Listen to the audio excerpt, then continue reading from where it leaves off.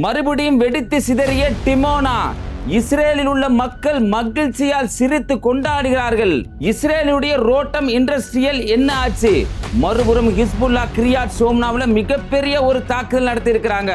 ஈராக்ல எர்பியல்ல இன்னைக்கு மிகப்பெரிய அமெரிக்காவினுடைய ராணுவ வீரர்கள் தங்கி இருக்கக்கூடிய பகுதி தாக்கப்பட்டிருக்கு. அமெரிக்கா வைத்திருக்கக்கூடிய 15 அம்ச கோரிக்கைக்கு ஈரான் சொல்லி இருக்கக்கூடிய பதில். இப்படி பல்வேறுபட்ட தகவல்களை கரண்ட்ல இருக்க வீடியோ ஆதாரங்களோட காசா மக்களுடைய கண்ணீர் கதைகளோட இந்த வீடியோவில் இன்ஷால்ல நம்ம பார்க்க இருக்கிறோம். அதுல முதலாவது செய்தி என்னன்னு சொன்னா, நெகேவ்ங்கிற ஒரு பாலைவனத்தில் அமைந்திருக்கக்கூடிய டிமோனா. இந்த டிமோனால தான் இஸ்ரேல் இன்னைக்கு அணு ஆயுதங்களை வச்சிருக்கான்னு சொல்லி சிப்ரிங்கிற அமைப்பு சொல்றாங்க. கிட்டத்தட்ட 100 அணு ஆயுதங்கள். ஒரு அணு ஆயுதம் வெடிச்சா என்ன ஆகும் சொன்னா, அதுல இருந்து வரக்கூடிய கதிர்வீச்சுக்கு மனம் இருக்காது, நிறம் இருக்காது. அதனால உடனேயே மக்கள் இறந்து போவாங்க, தலைமுடி கொட்டி போயிடும், நாளம் கடந்து கூட குழந்தைகள் பிறக்கும் போது பாதிப்பு ஏற்படும். அது மட்டும் இல்லாம பிளட் கேன்சர் வர்றதுக்கு வாய்ப்பு இருக்கு, தைராய்டு கேன்சர் வர்றதுக்கு வாய்ப்பு இருக்கு. அப்படிங்கிற இந்த நியூக்ளியர் ஃபெசிலிட்டியில் தான் இவங்க அணு ஆயுதங்களை வச்சிருக்கான்னு சொல்லி உலக அமைப்புகள் எல்லாரும் சொல்றாங்க. இதற்கு முன்னாடி கடந்த வீடியோல இதை பத்தி நம்ம விரிவா கூட பேசியிருக்கிறோம். இந்த டிமோனா தான் ஹெவி செக்யூரிட்டி என்று சொல்றாங்க. இதுல இன்னொரு தகவல் நீங்க கவனிக்கணுங்க. IAEA, அதாவது உலகத்துல அணு ஆயுத பரவல் தடுப்பு அமைப்பு அப்படின்னு சொல்ற இந்த அமைப்பு அங்க போய் ரிசர்ச்சே பண்ணியது கிடையாது, அலோவுமே பண்ணியது கிடையாது. அந்த இடத்துல இன்னைக்கு மிகப்பெரிய ஒரு தாக்குதல் நடத்தப்பட்டிருக்கு. அந்த காட்சியை பாருங்க. அங்க இருக்கக்கூடிய ஆள்களே ஹெரபே ஹெரபே அப்படிங்கிறாங்க, அதோட சேர்த்து சிரிக்கிறாங்க. அடிச்சாங்க பாடுறா உன்னை, இங்க வச்சுக்கிட்டு தான் நீ எல்லாத்தையும் கொண்டையா அப்படிங்கிற மாதிரி இஸ்ரேலில் இருக்கக்கூடிய சில நல்ல மக்கள்லாம் பேசுறாங்களோ அப்படி நம்ம நினைக்கக்கூடிய அளவுக்கு அவர்களுடைய சிரிப்பு இருந்துகிட்டு இருக்கு. இதோடு சேர்த்து பார்த்தீங்கன்னா ஹிஸ்புல் அவங்களுடைய தரப்புல இருந்து நீங்க பார்த்தீங்கன்னா தொடர் தாக்குதல் நடத்திட்டு இருக்காங்க. அவங்க கிட்டத்தட்ட 2024 நவம்பர்லயே அங்க லெபனான்ல இருக்கக்கூடிய ஹிஸ்புல்லாவுக்கும் இஸ்ரேலுக்கும் போர் ஒப்பந்தம் வந்துச்சு. ஆனா அதையும் மீறி பல முறை தாக்குதல் நடத்தினாங்க. எந்த அளவுக்குன்னா, ஏற்கனவே பேஜர்ல குண்டு வச்சு சிலரை காயப்படுத்தினாங்க. அவங்களுடைய மூஞ்சியெல்லாம் செதஞ்சு போச்சு. அவருடைய பிள்ளைகளுக்கெல்லாம் கண் இல்லாமல் போச்சு. மூஞ்சி செதஞ்சு போன கண் இல்லாத பிள்ளைய கூட்டுக்கிட்டு போனவரை கூட குண்டை போட்டு சாகடிச்சாங்க போர் நிறுத்த ஒப்பந்தம் வந்ததுக்கு அப்புறமும். இப்படி ஹிஸ்புல்லா மேல தொடர்ந்து தாக்குதல் நடத்தி அவங்க கிட்ட எதுவுமே இருக்காது அப்படின்னு நினைச்சுக்கிட்டு இருக்க சமயத்துல தான் இன்னைக்கு ஹிஸ்புல்லா கிரியாட் ஷோம்னான்னு இவங்களுடைய பாதுகாப்பு நிறைந்த பகுதிகளில் ஹிஸ்புல்லா இன்னைக்கு மிகப்பெரிய ஒரு அட்டாக் பண்ணியிருக்கிறாங்க. அதோடு சேர்த்து பார்த்தீங்கன்னா ஈராக்ல இருக்கக்கூடிய எர்பில், இந்த எர்பில் என்னன்னு சொன்னா குர்திஸ்தான் அப்படின்னு சில இருக்கக்கூடிய ஒரு தனி பிரதேசம் மாதிரி, அதுல அவங்களுக்கு தனி ஆட்சி இருக்குது. இந்த குர்து மக்கள் தான் இன்னைக்கு ஈரானுக்குள்ள போக வைக்கிறதுக்காக ட்ரம்ப் முயற்சி செஞ்சா அதனுடைய பேச்சுவார்த்தை போய்கிட்டு இருக்கு அப்படிங்கிறது தகவலில் தெரிஞ்சு கொள்ள வேண்டிய விஷயம்.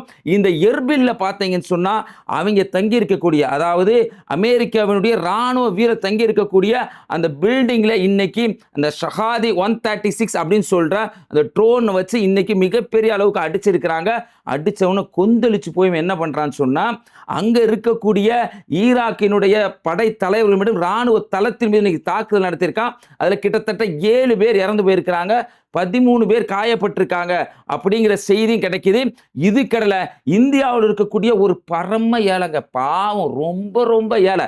அவர் இந்த சமயத்துல ஒரு விஷயத்தை ரொம்ப கனக்கச்சிதமா முடிச்சு நிறைய லாபத்தை ஈட்டியிருக்கிறாரு. எவ்வளவு லாபம்னு பார்த்தீங்கன்னா 350 மில்லியன் USD மதிப்புள்ள கச்சா எண்ணெயை வாங்கியிருக்காரு அந்த பரம ஏழை. அவர் யாரு? அவர் தான் அம்பானி. ஏற்கனவே நம்ம நியூஸ்ல பார்த்தோம், ஈரான் நாங்கள் தோக்கடிக்க போறோன்னு போய் நீ எண்ணெய் உனக்கு போட்டு வச்சிருந்த எண்ணெய் தடையை நான் நீக்கிட்டோம், எண்ணெயை வித்துக்கிட்டாங்க. உனக்கு போட்டு வச்சிருந்த பொருளாதார தடையெல்லாம் இருந்துச்சு, அதையும் நீக்கிட்டோம், நீ வித்துக்கப்பா அப்படின்னு சொல்லிட்டாங்க. ஏன்னா எண்ணெயினுடைய அந்த பீப்பாயினுடைய அந்த இது பார்த்தீங்கன்னா கரெக்டான சர்க்கிள் இருக்கணும், இல்லாட்டி எங்கேயாவது விலை உயர்ந்துரும், தன்னுடைய தங்க இருப்பு என்ன ஆகும், இதனால பாதிப்புக்குள்ளாகும் அப்படிங்கிற புரிஞ்சு இப்படி செஞ்சாங்க. இதை கணக்கச்சிதமாக பயன்படுத்திக்கிட்டு இந்தியாவினுடைய பரம ஏழை மோடியினுடைய நண்பர் அம்பானி என்ன பண்ணியிருக்காருன்னு சொன்னா, இவ்வளோ பெரிய அளவுக்கு இன்னைக்கு கச்சா எண்ணெயை வாங்கியிருக்கிறாங்க. பரவாயில்லடா, வாங்கினா சந்தோஷம்தான், அது ஒன்றும் பிரச்சனை இல்லை. அதனால இன்னைக்கு பிபி கவரோ, பிபி அந்த பாலிப்ரொபைலில் வரக்கூடிய விஷயங்களோ, HMHD பொருட்களை, பிளாஸ்டிக் பொருட்கள்லாம் விலை கம்மியாக கொடுக்க போகிறாங்களா?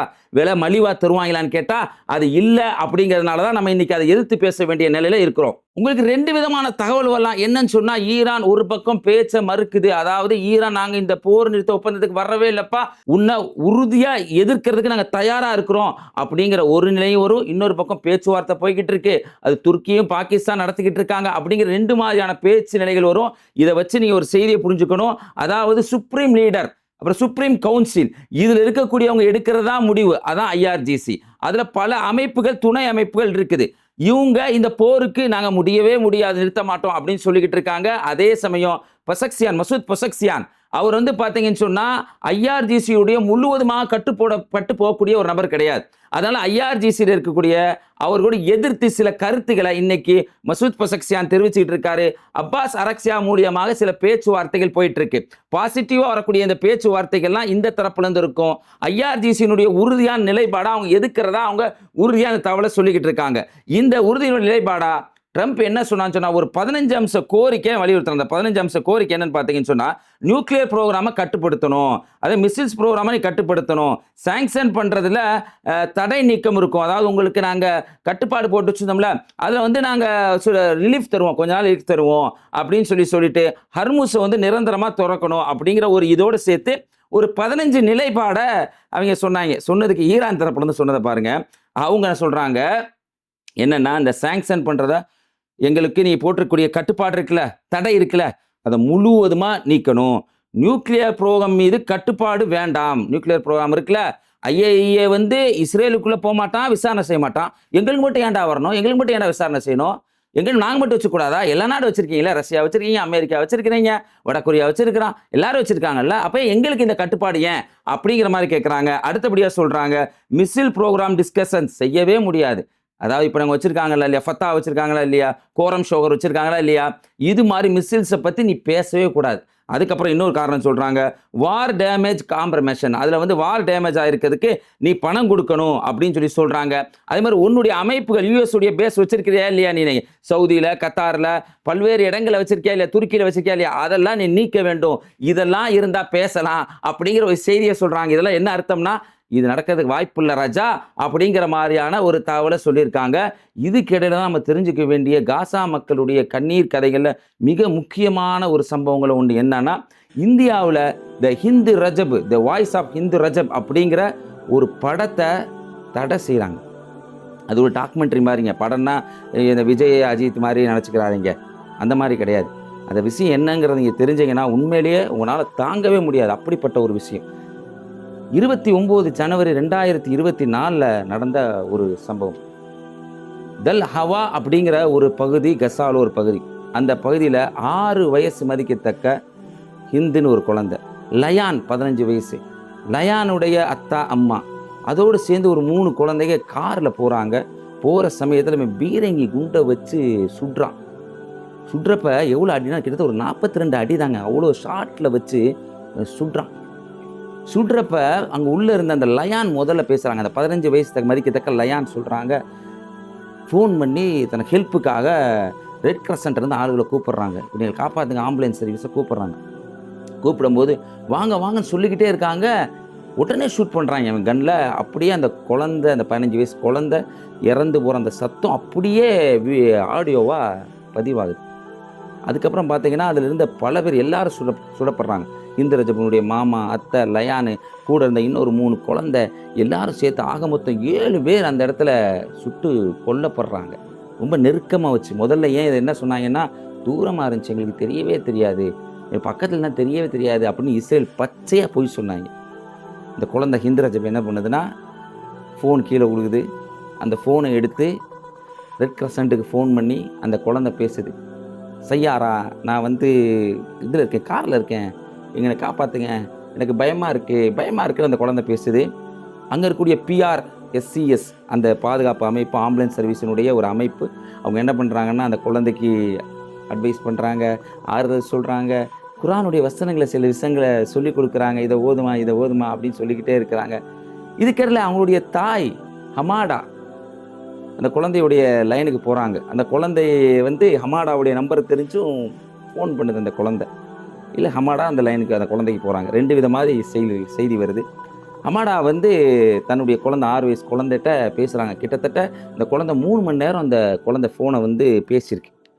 பேசும்போது அம்மாட்ட அந்த குழந்தை சொல்லுது, அம்மா அம்மா என் வாயிலிருந்து ரத்தம் வடியுதுமா, பேச முடியல. அம்மா அது சொல்லுது, அம்மா நீங்கள் தொடச்சி விட முடியுமாம்மா? நான் தொடச்சி விட்றேம்மா. ஒரு தாய்க்கு என்ன மாதிரி அவளை வேதனை இருக்குன்னு பாருங்களேன். இறந்து போகிற நிலைங்க, ஒரு குழந்தை இறந்து போகிற நிலை. இந்த ஹிந்து 6 வயசு குழந்தை, என்னடா பண்ணுச்சு அந்த குழந்தை உங்களை? அந்த குழந்தைய அந்த காரை 330 முறைக்கு மேலே சுட்டாங்க அந்த காரை. இந்த குழந்தை சொல்லுது, அம்மா என் வாயிலேருந்து ரத்தம் வருதுமா, அம்மா உனக்கு சிரமம் இல்லை, தொடச்சி விட்றியா? நான் வர்றேம்மா, தொடச்சி விட்றேம்மா. அப்படியே அந்த தாய் பேசுகிறாங்க. பேசிக்கிட்டே இருக்குமா தாய் சொல்கிறாங்க, என் பிள்ளைய போய் இந்த ரத்தம் கூட என்னால் தொடச்சி விட முடியல. அப்படியே பேசிக்கிட்டே ஒரு தாய்கிட்ட ஒரு குழந்தை என் வாயிலேருந்து ரத்தம் வருது அப்படியே பேசிக்கிட்டே அந்த குழந்தை இறந்து போகுது. 12 நாளுங்க, 12 நாள் யாருமே அந்த பகுதி அனுமதிக்கப்படலை.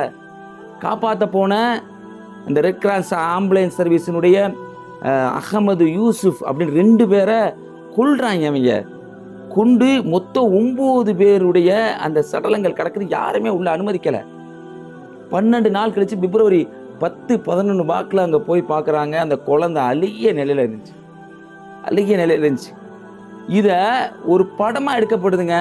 இதுக்கு ஆஸ்கார் விருது கொடுக்கறதுக்காக இன்னைக்கு பல பேர் பரிந்துரைச்சிருக்காங்க. த வாய்ஸ் ஆஃப் ஹிந்து ரஜப்னு அந்த படத்துக்கு இந்தியாவில் தடை. யாரு? நம்ம மோடி ஐயா சௌக்கிதார் சொல்றாரு, தடை இங்க போடக்கூடாது. எந்த படத்தை போடலாமா? துரந்தர். இவரை பத்தி ஒரு பெரிய ஹீரோவா காட்டி காங்கிரஸ் ஆட்சி காலத்தை பல தவறு நடந்துச்சுன்னு சொல்லி இந்த துரந்தர் படத்துக்கு அனுமதி. அதுக்கு 1000 கோடி ரூபாய் இன்னைக்கு வருமானமா. அதுக்கு ரஜினிகாந்த் சூப்பர் அப்படின்னு ஒரு பதிவு. கேரளா ஸ்டோரி நம்மளை தப்பா காட்டுற அந்த படத்தை போடலாமா? இது மாதிரி மக்களுக்கு எதிராக இருக்கக்கூடிய அந்த படங்கள்லாம் இன்னைக்கு பேசலாமா? மக்கள் சமூகத்துல பிளவு ஏற்படுற படமெல்லாம் பேசலாமா? இந்த குழந்தையினுடைய இந்த வலியை இந்தியாவில் தெரிஞ்சிடக்கூடாது. தெரிஞ்ச என்ன ஆகுமா? இஸ்ரேலுக்கும் அவனுக்குள்ள உறவு போயிருமாங்க. ஒன்றிய அரசாங்கம் இன்னைக்கு சொல்லுது இஸ்ரேலுக்கு உறவு போயிருன்னு சொல்லி. ஹிந்து ரஜப் இந்த குழந்தைக்காக நம்ம செய்ய வேண்டிய ஒரு பிரார்த்தனை. நபிகள் நாயகம் ஸல்லல்லாஹு அலைஹி வஸல்லம் காலத்துல ஒரு மனிதர் என்ன பண்ணுவாருன்னா, மசூராவுக்கு தான் குழந்தைய கூட்டிகிட்டே வருவார். கூட்டு வந்து முன்னாடி உட்கார வைப்பார். நான் என்ன ஆகுதுன்னா, கொஞ்ச நாள் அவரையும் காணா அந்த குழந்தையும் காணா. நபிகள் நாயகம் கேட்டாங்க, எங்கப்பா அவர் வரலன்னு சொன்னோன்னே, அல்லாஹ்வுடைய தூதரே அவர் குழந்தைய கூட்டு வந்தார்ல, அந்த குழந்தை மௌத்தா போயிருச்சதுனால சங்கடப்பட்டுக்கிட்டு வீட்டிலேயே இருக்காரு அப்படின்னு சொன்ன உடனே நபிகள் நாயகம் ஸல்லல்லாஹு அலைஹி வஸல்லம் அவங்க போய் அவர் வீட்டுக்கு அறிவுரை சொல்கிறதுக்காக போகிறாங்க.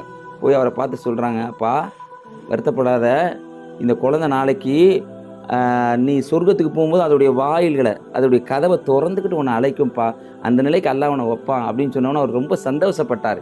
இது மாதிரி அந்த குழந்தை தாய் சொல்கிறாங்க, இப்படி ஒரு நிலை எந்த தாய்க்கு வந்துடக்கூடாது, என் குழந்தை இறந்து போகிறதையே நானே காலு கேட்டேன், என் நிலை வந்துடக்கூடாதுன்னு தாய் சொன்னாங்க.